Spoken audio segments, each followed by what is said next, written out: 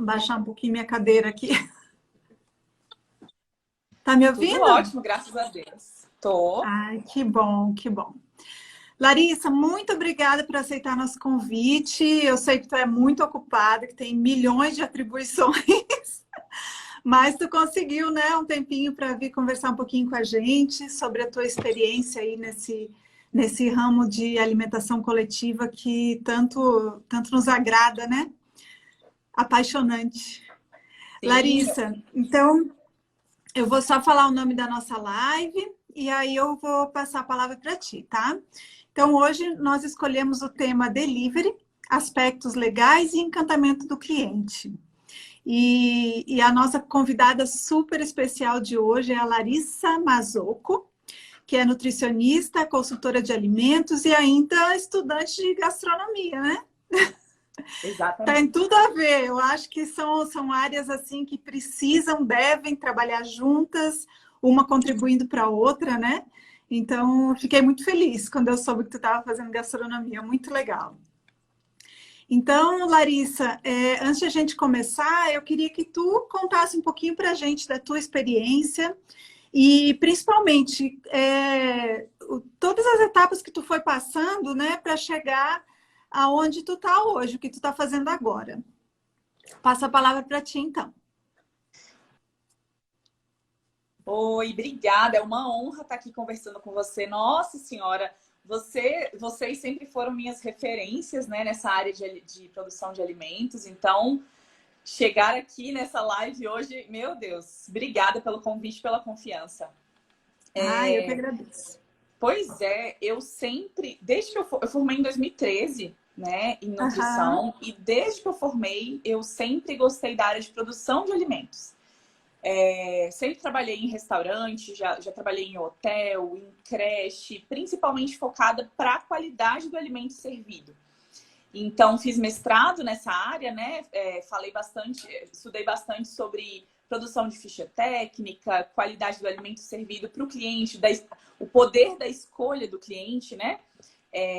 E aí fui me especializando nisso. A gastronomia, ela surgiu de uma vontade de entender melhor o outro lado. Porque como nutricionista, nós somos supervisoras, então a gente orienta o trabalho, a gente cuida da parte de controle de boas práticas, entre outras coisas, mas eu sempre tive a curiosidade de entender como é o outro lado, de quem está cozinhando, de quem produz o alimento, principalmente porque aqui em Brasília cresceu muito essa parte da gastronomia, dos restaurantes mais gourmets, né, que a gente fala. E tem Aham. muita coisa que não tem na legislação, que a gente não sabe o que fazer. Assim, um exemplo, né? Como tem receitas hoje com ovo pochê. Ovo não é cozido, e na legislação fala o ovo precisa ser cozido. Essa, Então, essa é uma polêmica da gastronomia, bem pois é. grande. E aí eu sempre gostei de cozinhar, então eu entrei nesse meio para aprimorar mesmo meu conhecimento na área de produção de alimentos. Então, eu cheguei aqui por conta disso mesmo. Ai, que ótimo. Eu já tive a oportunidade de coordenar o curso de nutrição e de gastronomia ao mesmo tempo, lá na Universidade Católica, né? Eu Sim. era coordenadora e eu era assessora dos dois cursos, e foi incrível, assim, foi uma experiência incrível, eu aprendi muito com eles, porque tanto os professores quanto os estudantes, né? Nós conseguimos fazer muitos trabalhos juntos, utilizando tanto a parte de nutrição quanto a gastronomia, colocando, né, os seus conhecimentos, e é muito valioso isso. Foi uma experiência maravilhosa que eu tive, e eu acho que é por aí mesmo, né, que a gente tem que seguir. E tem tudo Então, a ver, né? E tem tem tudo a tudo ver, a assim, ver. você entender o lado do chefe de cozinha, do cozinheiro, do auxiliar, e ele entender o seu lado. Então, a gente consegue ter muito mais tato, né? Você, como que coordenou esses cursos, entende que essa ligação ela precisa ser feita para que o trabalho seja melhor desenvolvido. Então, eu adoro, né? É uma das áreas que eu mais gosto. É, também adoro muito. Adoro cozinhar, adoro fazer chá técnica, adoro toda essa parte de cozinha. Tá no sangue, eu acho, a gente já Tá, nasce assim, né? tá. Então, Larissa, vamos começar a conversar então sobre o delivery, né? Sim. que é um tipo de serviço que hoje é um dos 2 ou 3 que tem permitidos, né, pela legislação em função da pandemia. E então o serviço de delivery ele é um recurso que está sendo utilizado aí pelos empresários como sobrevivência, né? Mas a gente sabe que esse serviço de delivery cresceu imensamente em 2020 em função disso. E eu gostaria de te perguntar o que tu acha sobre isso. Tu acha que acabando a pandemia isso vai acabar, vai voltar o presencial ali, o cliente indo no restaurante em vez de pedir em casa? Ou tu acha que esse é um mercado que vai continuar grande?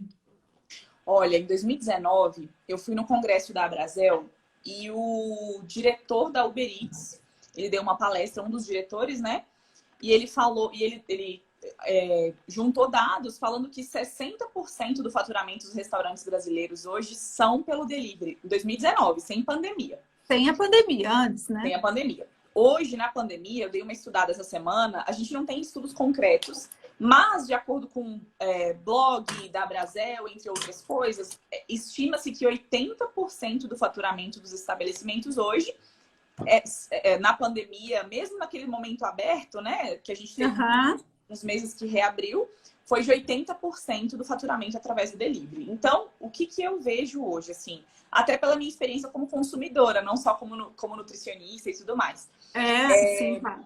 Os restaurantes, padarias e tudo mais, eles têm se especializado cada vez mais em melhorar o delivery. Então, as pessoas se acostumaram no conforto da sua casa, o alimento chega cada vez melhor, chega cada vez mais parecido com o que é servido no restaurante. Então, eu acredito que seja uma tendência que vai continuar. A gente sente muita falta de ir até o local, né? Para poder sair de casa, para poder ter a experiência. Porque quando a gente vai comer fora de casa, é uma experiência, né? Nós vivemos uma experiência. Não é só, eu quero ir lá, quero naquela padaria tomar aquele cappuccino. Não. É o local, é o atendimento, com quem eu vou encontrar, onde tem estacionamento, não tem. Então, eu acredito que vai manter, sim. Com certeza. Até porque reduz o custo do estabelecimento, o delivery. Drasticamente, né? Uhum. Existem alguns segmentos, por exemplo, bares. Bares, eles estão melhorando o cardápio. Na verdade, assim, o que eu tenho visto, né? Os produtos mais pedidos no cardápio de um bar, por exemplo, estão entregando delivery. Mas o forte do bar é o tempo de permanência do cliente, né? Então, o faturamento forte de um bar hoje é o tempo de permanência do cliente naquele local. Eles estão sofrendo um pouco com isso. Mas existem vários deliveries agora, né? Dos pratos principais, do cardápio, de bebida e tudo mais. Então, eu acredito que vai manter. A criatividade é bastante grande, né? Então, tu acha, Larissa, que existe a necessidade ou existe... justifica que o empresário faça um investimento nesse tipo de serviço? Com certeza. Até porque o investimento de delivery, agora com iFood, entre outros, né? Uber Eats e tudo mais, ele não é um investimento tão caro. O que a gente precisa melhorar no delivery hoje ainda, aqui em Brasília, que eu vejo, né? Na embalagem, na logística dentro do estabelecimento, né? Não é nem tanto investimento financeiro, mas sim numa capacitação dos funcionários, entender o que o cliente, né, ao redor precisa e tudo mais, mesmo com a taxa sendo alta. Hoje, essas empresas, elas cobram por volta de 30% do valor do prato. Então, se um prato, por exemplo, se você faz um pedido no delivery e custa R$50, né, 30%, mais ou menos R$15 da taxa. Então, na verdade, você vai receber só o restante, os 35, né? Então, o investimento ele vai em embalagem, em serviço, na logística dentro do restaurante, da padaria, enfim. E o consultor de alimentos, nesse quesito, pode ser um grande aliado do empresário, né? Porque aí que ele vai atuar, fazendo todos os processos, elaborando todos os protocolos e calculando exato, né, com ficha técnica, com valores de embalagem, ver o preço de custo, ver o que é válido, o que não é, padronizando todo esse processo, né? Realmente. E complementando o que você falou, além de tudo isso que a gente pode fazer como consultor de alimentos, a gente vai cuidar das boas práticas, porque o alimento, o risco dele, né, o risco dele, da proliferação bacteriana é nesses 30, 40 minutos fora da temperatura ideal. Então, o alimento ele precisa cada vez mais estar 100% seguro para ser servido. Porque é diferente de você, acabei de fazer, servir para o meu cliente. Agora, meu produto vai passar 30 minutos, né, numa moto e tudo mais para ser servido para o meu cliente. Então, as boas práticas têm que estar redondinhas. Porque aí, senão é o tempo exato da proliferação bacteriana e microbiológica, né? Exatamente. E o desenvolvimento da doença, né? Que a gente tanto teme, né? Sim. Nós vamos falar bastante das boas práticas aí. Vamos. Então, falando sobre as boas práticas, Larissa, tu pode resumidamente falar quais são as legislações que a gente precisa se basear para atender essas exigências em relação ao delivery? Sim, nós temos a lei distrital, estou até com o meu computador ligado aqui, a lei distrital 6561, aqui de Brasília, né? Uhum. Ela foi feita em 2020, se não me engano, foi em abril ou maio. Abril. Ela é super recente. Super recente. Essa lei, ela basicamente fala da gente ter o lacre, né? Os produtos que têm a embalagem aberta, uma marmita, um selo, né? Um hambúrguer, algo do tipo, tem que ter esse lacre. Por quê? Se o lacre estiver violado, significa que o alimento não foi bem embalado, não está seguro, ou que o motorista, né, o entregador mexeu no produto por algum motivo, abriu o produto, enfim, não foi muito bem embalado. Perde a garantia, né? E aí o cliente tem ele tem esse direito de devolver. Então, o estabelecimento precisa devolver ou o dinheiro ou refazer o pedido, entre outras coisas, tá? Então, para delivery, hoje, aqui em Brasília, a gente tem essa, né? Mas as normas, a gente usa, então, a nacional, a RDC 216, da Anvisa, né? Da Agência Nacional. E nós temos a nossa Bíblia da Nutrição, né? A Instrução Normativa 16, de 2017, para que a gente siga as boas práticas e respeite principalmente a temperatura desses alimentos. Temperatura de produção, temperatura de recebimento, porque vai chegar na casa do cliente um produto manipulado lá no restaurante. Então, ele tem que estar cada vez mais seguro, né? Sempre teve que estar, imagina agora. Na verdade, né, Larissa, o que a gente sempre fala é que essas normas todas de boas práticas de alimentação na pandemia são normas que nós já seguíamos antes, né? A grande maioria delas, com exceção do uso da máscara, né? A gente já tinha todo esse controle, a IN16 e a RDC 216 que tu acabou de citar. A IN16 é DF, né? Distrito Federal. Sim. Então, se tiver alguém assistindo que não seja de Brasília, né? Pode ter outra legislação no seu estado, na sua cidade. E tudo isso já existia, né? Então, é difícil a gente ver um lado bom nessa pandemia, mas a valorização desse controle higiênico-sanitário, acho que pode ser um deles, né? Que agora todo mundo realmente consegue enxergar e consegue valorizar todo esse serviço, né? Então, tudo que a gente todo esse controle de temperatura, todo esse controle higiênico, né? Dos colaboradores nos restaurantes, o álcool, lavar a mão, né? Então, agora, realmente a gente está vendo que isso está sendo cobrado, né? E a população valorizando demais isso, né? Sim, existem também as normas técnicas de 2020, a norma técnica 34, a 47, 48 e 49. Elas, na verdade, foram uma extensão da RDC 216, não existe nada diferente que fala sobre a higienização correta de utensílios em comum, né? Talheres, pratos, o uso da máscara agora, claro, né? Realmente é uma obrigatoriedade, mas que antes a gente poderia usar essa máscara na produção de alimentos para proteger, por exemplo, um colaborador que falava demais, né? Para controlar essa questão da contaminação. Mas, assim, essas normas técnicas vieram, na verdade, para... Gente, tô aqui, tô falando pela segunda vez, né? Vamos higienizar corretamente. Só? Voltou. Então, as normas que a gente tem utilizado são essas, né? As normas técnicas novas de 2020 e continuar a seguir a legislação. Então, em relação à pandemia, a gente acho que já ficou bem claro que é isso, né? Seguir essas normas e, e existe alguma coisa diferente, assim, na pandemia? Tu acha que existe alguma diferenciação ou é só realmente seguir essas que a gente já conhece? Seguir as normas, mas uma coisa que eu falo sempre é o seguinte, eu sou super contra o uso de descartáveis em excesso, né?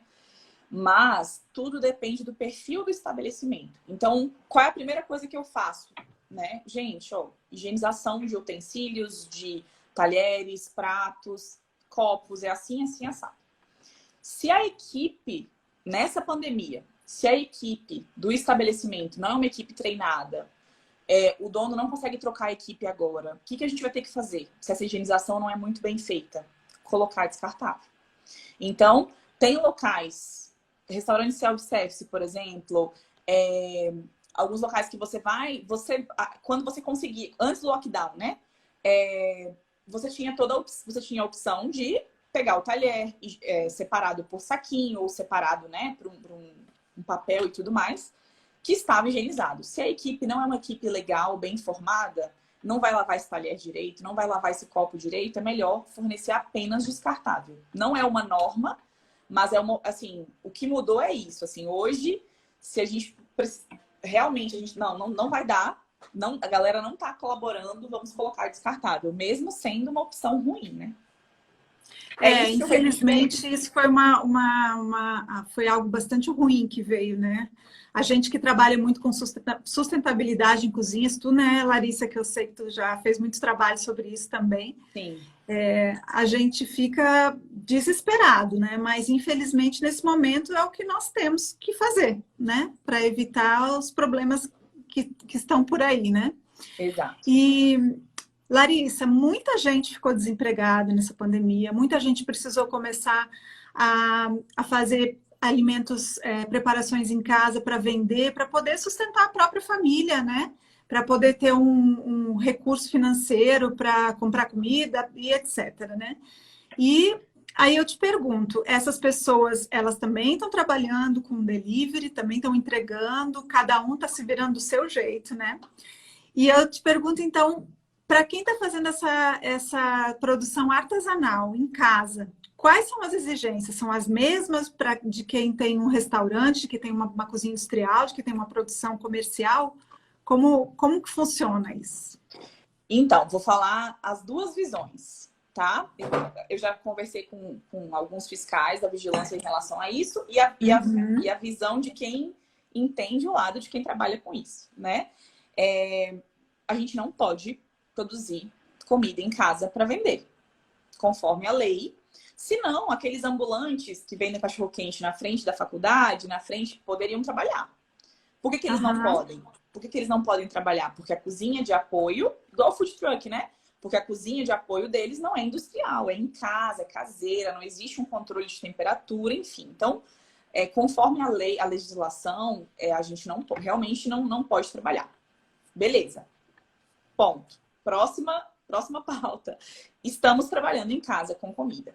O que eu sempre oriento? Seguir as mesmas normas, mesmo com os recursos limitados. Então, primeira coisa, unha curta, tira adorno, tudo, coloca touca. Em casa, faz a limpeza da cozinha antes, faz a limpeza da cozinha depois. Vai trabalhar com comida, com alimentos, por exemplo, refrigerados, que a geladeira tem uma temperatura, porque a nossa geladeira de casa, ela não marca 4 graus, 3 graus, né? Ela marca 9, 10, então não é adequado, não é adequado. O que eu sempre oriento? Controlar isso. Então, marca a temperatura, compra um termômetro baratinho, esses de espeto, 20, 30 reais você compra no Mercado Livre, e controla a temperatura para ter o mínimo de cuidado, né, com o seu cliente. Então, as normas têm que ser as mesmas, mesmo assim, a gente trabalhando com mesa de granito e não, por exemplo, de inox, né?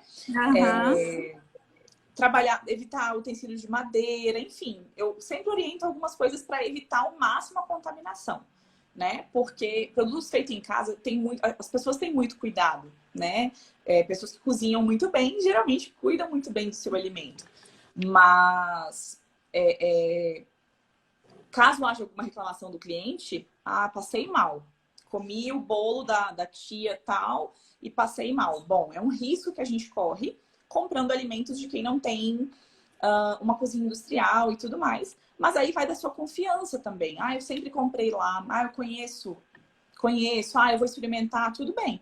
Desde que você, como vendedor, né, como produtor desse alimento, tome os cuidados mínimos por conta disso. Exatamente.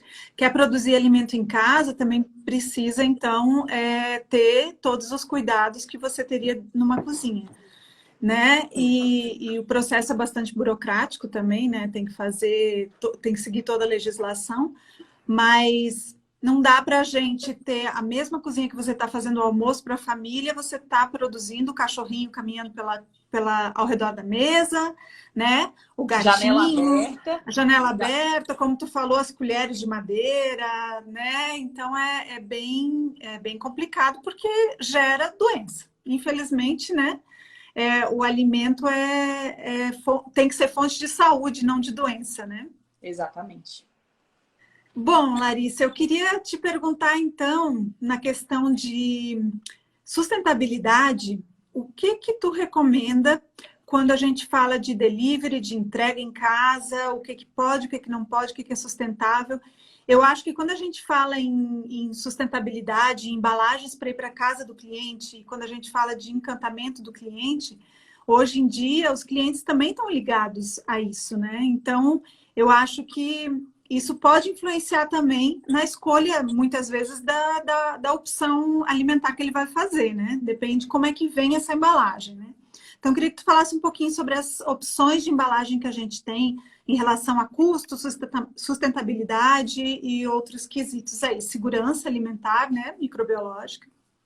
Sim, tá muito difícil a gente conseguir, né, melhorar, na verdade, trabalhar de forma mais sustentável agora com esse delivery. Por quê? Embalagens que são biodegradáveis, por exemplo, são muito mais caras. Até 4 vezes o valor de uma embalagem plástica e tudo mais. Então, o que a gente precisa fazer? Primeiro, reduzir o uso. Diminuir o uso. Então, assim, sempre perguntar para o cliente se ele vai... Você vai querer talher? Vai precisar? Exatamente. Vai precisar... Embalagem. Então, eu vejo locais colocando o refrigerante num saquinho, a marmita em outra, a outra coisa em outra. Não. Então, o que eu oriento? Sacos de papel. Sacos de papel grandes. Todo pedido, ele vai para esse saco de papel. Beleza. Uhum. Eu diminuo o uso de sacolas plásticas. Porque o papel a gente consegue reciclar futuramente e tudo mais. Perguntar para o cliente, então, se ele vai precisar de talher, vai precisar de sachê, vai precisar de guardanapo, senão você nem manda para esse cliente, né? Para esse consumidor, na verdade. Em relação às embalagens, eu tenho visto, o pessoal tem usado muito embalagem de isopor, né? Que a gente não consegue, enfim, mantém a temperatura até um certo momento. Embalagem de papel são as melhores sempre, né? Então, embalar tudo que a gente conseguir em papel manteiga, embalar em sacos de papel, em caixinhas de papel, mesmo tendo um custo mais caro, porém, você coloca a sua identidade, né? Então, você trabalha com o encantamento do cliente, aí começa. Então, exato.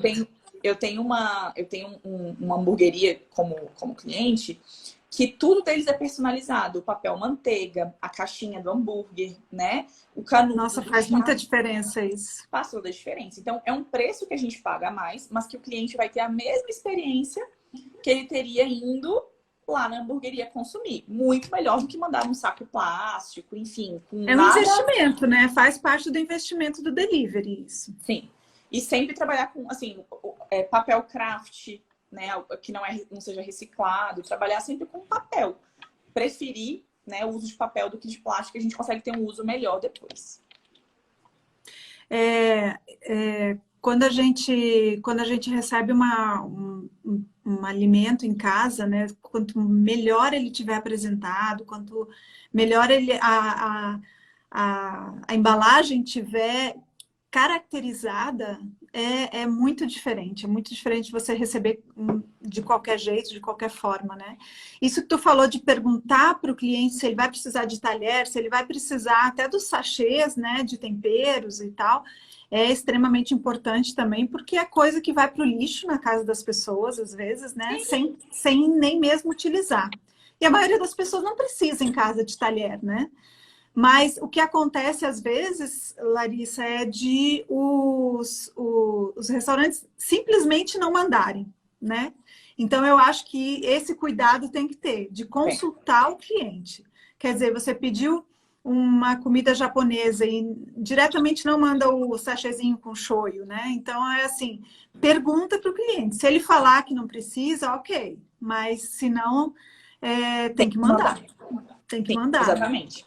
E em relação às embalagens, o que eu sempre falo é tenta fazer com que o cliente receba em casa a mesma experiência que você colocaria na mesa dele, né? Então, um restaurante que você citou de um restaurante japonês, por exemplo, que a embalagem consiga abarcar tudo sem sobrar espaço, eu consiga ter uma embalagem, né, com a dimensão certinha do meu combo, do meu, sei lá, do meu temaki, porque na moto ele vai balançar.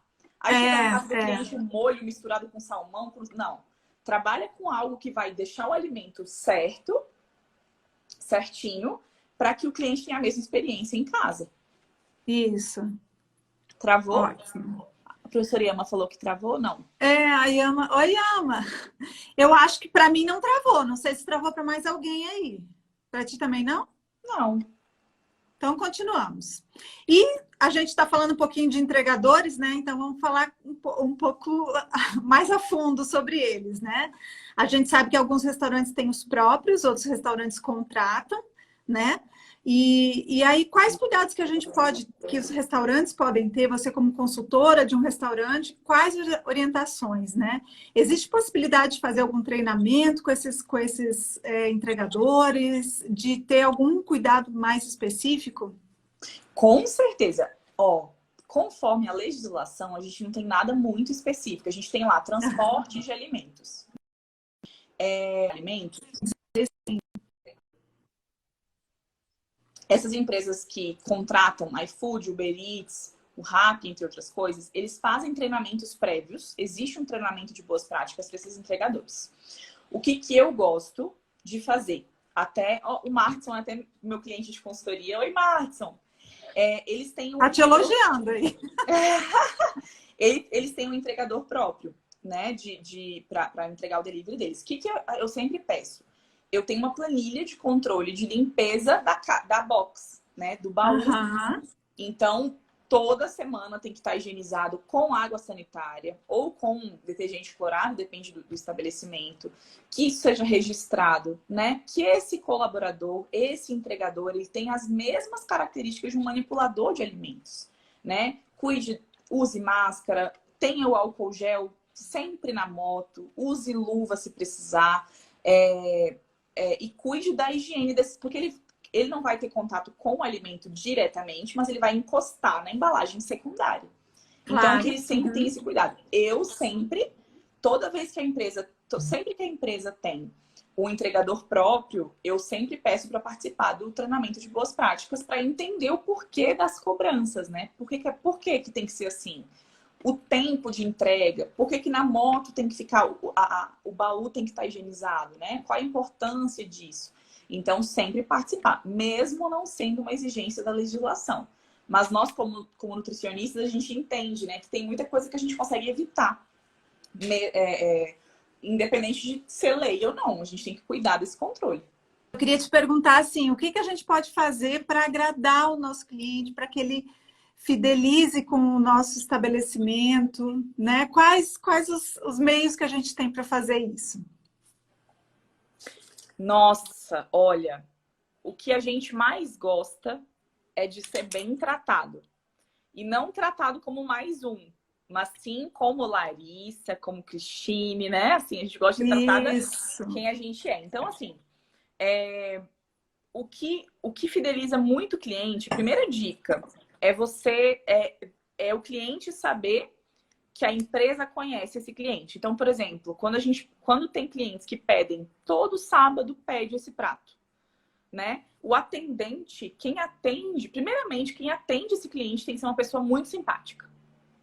Exato. E simpatia não se aprende. Você concorda? Tem que ser uma pessoa assim.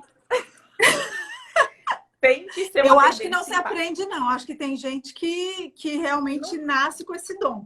Que Mas tem que trabalhar com a com outra prática, com o treino... Tem que trabalhar com outra coisa, na verdade. Eu acho assim, então assim, primeiro começa pelo atendimento. O atendente, quem tá mandando mensagem, quem tá respondendo, tem que ser uma pessoa legal. Bom dia, boa tarde. Senão o cliente já desiste ali mesmo, né? Antes de chegar na escolha. Tá. Segundo ponto. Primeiro, o atendimento tem que ser bem legal. Tem que tratar o cliente como pelo nome. Olá, senhor fulano. Olá, senhora Larissa. Né? Enfim, da forma fundamental. Primeira coisa. Segunda, esse atendimento tem que ser rápido. Pessoas que estão em casa escolhendo o que comer, elas têm 30 opções. Então, eu vou tomar um açaí. Eu tenho 30 açaís para escolher. O que responder mais rápido, o que chegar mais rápido na minha casa, o que tiver mais... A taxa de entrega tá legal, o preço tá legal, tem promoção, é o que vai ganhar. Tá? Uhum. Um ou outro, eu tenho um açaí preferido. Então, um ou outro tem isso. Mas a grande maioria não é preferência, não. É atendimento, rapidez, taxa de entrega e tudo mais. Atendimento muda tudo. Muda tudo. Então, esses 2 pontos são importantes. O terceiro, fazer a experiência do delivery. Você, como dono de um estabelecimento, fazer a experiência. Então, como é que chega na minha casa? Peça. Pede para o seu amigo pedir e dar o feedback, né? Se eu estou conseguindo embalar da forma correta, se esse estou citando o açaí, por exemplo, se ele chega uma temperatura legal ou chega derretido na casa do cliente. Então, sempre trabalhar com o máximo parecido com o que seria servido lá no estabelecimento.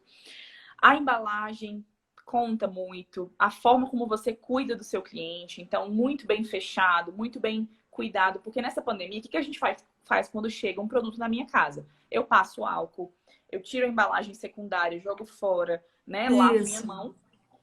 Então, esse cuidado. E existe muito, assim, o cliente pede alguma coisa que não tem no cardápio. Acabou, né? Ou ele quer algo a mais. Não, coloca uma porção a mais de arroz, algo do tipo. Que seja avisado através de bilhete, de uma mensagem. Eu mandei tal coisa, estamos em falta, né?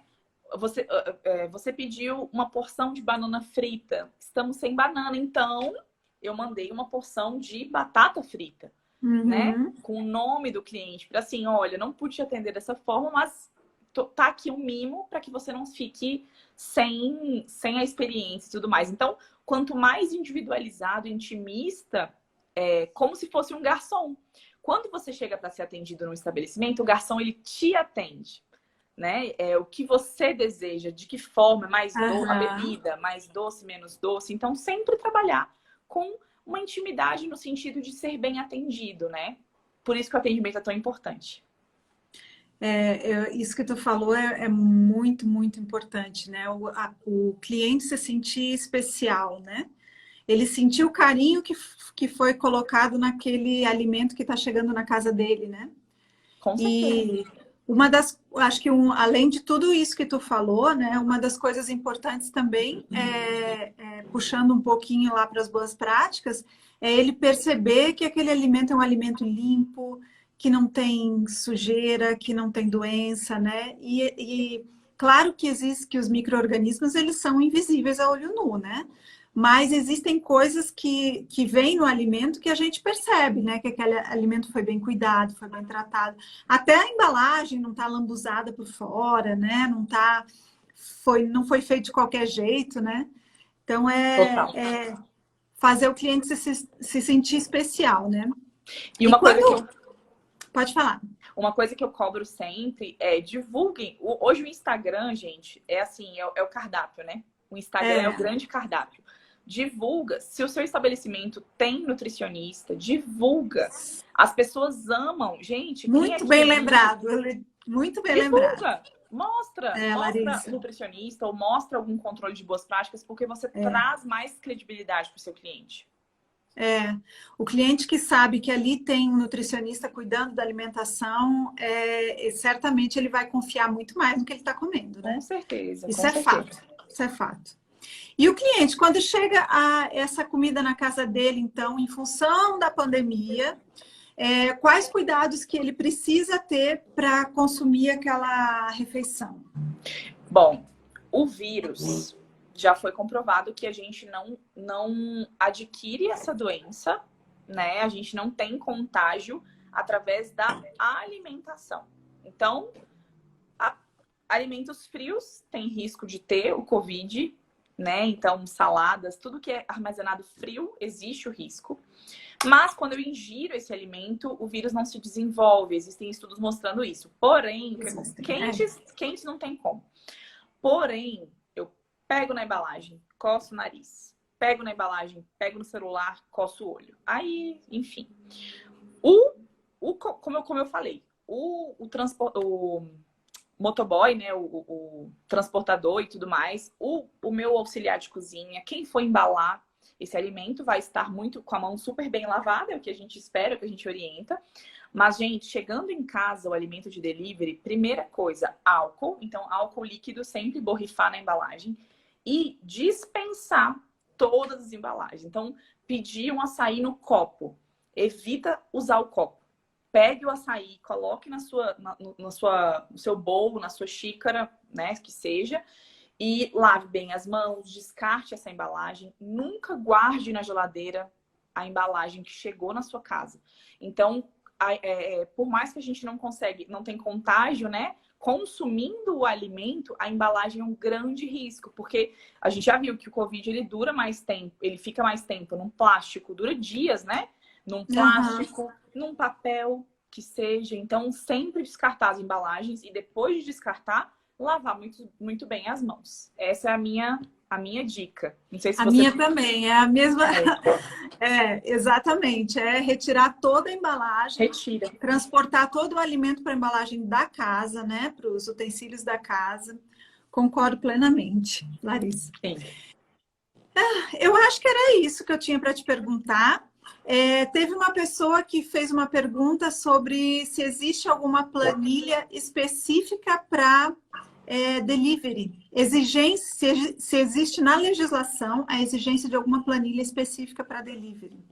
Não existe. Não existe. Porque a planilha, se fosse por um hospital ou qualquer tipo de alimento transportado, não é delivery, né? Refeição transportada. A planilha ela existe para eu comparar a temperatura que saiu e a temperatura que chegou, né? O cliente não vai ter esse controle na casa dele. Então, a temperatura que saiu, ela não é uma temperatura, não é uma planilha específica para o delivery, sim para o alimento, né? Para o estabelecimento. Então, não tem uma planilha específica para delivery, não. Agora, existem alimentos que a gente sempre tem um controle, né? Dentro do estabelecimento durante o dia. Então, um buffet, se esse alimento fica numa pista fria, numa pista quente, né? Agora, para o delivery não tem como. Só se fosse uma refeição transportada, né? Mas realmente não tem. Eu queria falar uma novidade para você. Não sei se você conhece. Já ouviu falar do Butcher Paper? Não, o que é? O Butcher Paper é um papel de açougueiro, né? Que, na tradução. E ele mantém a temperatura. Muito usado para transportar hambúrguer. É como se fosse um papel. Ah, sei. Um papel mais grosso que mantém a temperatura por até 40 minutos. Não tem perda de temperatura. Eu vi isso esses dias porque eu fiz um curso de hambúrguer e um dos instrutores comentou. É uma novidade, enfim, aqui em Brasília. Caro. É um preço caríssimo. É um preço super elevado. Mas de repente vale a pena, né? Porque você vai ter um alimento com uma qualidade e quentinho, né? Garante. Se existe essa necessidade, né? Se é um delivery mais que o alimento tem que ficar pré-pronto e tudo mais, é um papel que vale a pena também. Mas a rapidez na entrega e a logística ajudam bem. Não precisa desse papel mais caro, não. Mas é uma boa opção também. Ótimo. Bom, Larissa, então eu vou te agradecer mais uma vez em meu nome, em nome da Yama também, que ela não tá presente, mas tá por trás das câmeras. E te agradecer por conversar com a gente sobre esse assunto, trazer um pouquinho da tua experiência, teu conhecimento. Foi muito gostoso, foi muito bom, valiosíssimo aqui. Eu, como a live foi cortada, eu vou depois fazer uma edição para publicar no IGTV ela completinha de uma vez só, né? Então, agora foi publicada a primeira parte lá e vai ser a segunda, mas depois eu tiro tudo e faço uma coisa só, aí eu te aviso para te também avisar as pessoas que te conhecem aí, para a gente ter esse material riquíssimo e que possa ajudar, né, todas as pessoas que estão assistindo agora, as pessoas que vão assistir depois o vídeo gravado, né? Que hoje as pessoas assistem muito, porque tem muita live ao mesmo tempo, né? Sim. E eu queria te passar a palavra, então, se tu quiser dar algum recado final, contar alguma outra coisa pra gente, o que tu anda fazendo aí? Acho que tem algum serviço aí na Páscoa, né? Pois é, eu queria agradecer assim, a confiança. Vocês sempre foram referências para mim, como eu falei no início da live. Então, muito obrigada pela confiança, pela disponibilidade também. Eu gosto, quando a gente encontra pessoas que amam o que fazem, assim como vocês, né? É outro papo. Então, não é só falar sobre o que a gente faz da vida, e sim uma paixão, né? Como trazer resultado para as pessoas. Como consultoras de alimentos, a gente precisa cada vez mais se unir, porque Brasília é muito grande, tem espaço para todo mundo. Eu oriento muitos alunos que querem trabalhar nessa área. Eu falei, gente, quem dera se todo restaurante de Brasília, todo estabelecimento pudesse ter uma consultora de alimentos. Como seria a qualidade, né, disso lá na frente? Então, quem ganha somos nós, clientes, nossa família, nossos amigos. Então, obrigada mesmo. Eu falei da gastronomia, né? Eu comecei a produzir ovos de Páscoa funcionais, porque eu quero unir também essa parte da nutrição com a gastronomia. E eu produzo em casa, como eu falei para você. Então, os cuidados aqui em casa, eles são assim, exatamente como eu quero trazer como a gente usa numa cozinha industrial, porque são doces frios, né? Que a gente serve e tudo mais. Então, estou aí me aventurando no empreendedorismo. E estar do outro lado é muito gostoso também. Mulheres empreendedoras. Sim. Ótimo. Eu abri um Instagram esse ano, @suacozinhaeficiente. Tá no comecinho ainda, mas é para trazer algumas dicas de como tornar a cozinha eficiente mesmo, né? Na produção, não só da área de nutrição, mas também da área de gastronomia. Então, quem quiser seguir, gente, @suacozinhaeficiente. Deem seus feedbacks, enfim, obrigada pelo espaço. Eu entrei lá, já vi, tem muita coisa legal, gostei bastante. E sobre o que a gente falou hoje na live também, tem alguns posts da Prisma que falam sobre os cuidados com temperatura. Tem vários posts já ao longo desse tempo que a gente ensina algumas coisas que a gente conversou aqui na live hoje, né? E tem um e-book bem legal, né? A gente tem um e-book específico para o serviço de delivery, que eu e Ama passamos assim um final de semana inteiro fazendo, justamente naquele final de semana que fechou tudo, né? E a gente desenvolveu esse material e publicou logo na segunda-feira. Ficou incrível o material, parabéns. Ai, que bom que tu gostou, ótimo, ótimo. Quem quiser é de graça, é só um presente para todo mundo aí nesse momento difícil que todo mundo está passando. Larissa, muito obrigada, espero que a gente faça outras lives, que a gente converse sobre outros assuntos, porque eu já te vi falando em palestras, a gente gosta muito da tua fala, muito do teu jeito, e por isso que a gente te chamou, porque a gente confia no teu trabalho. Nossa, ganhei o mês, meu Deus. Obrigada.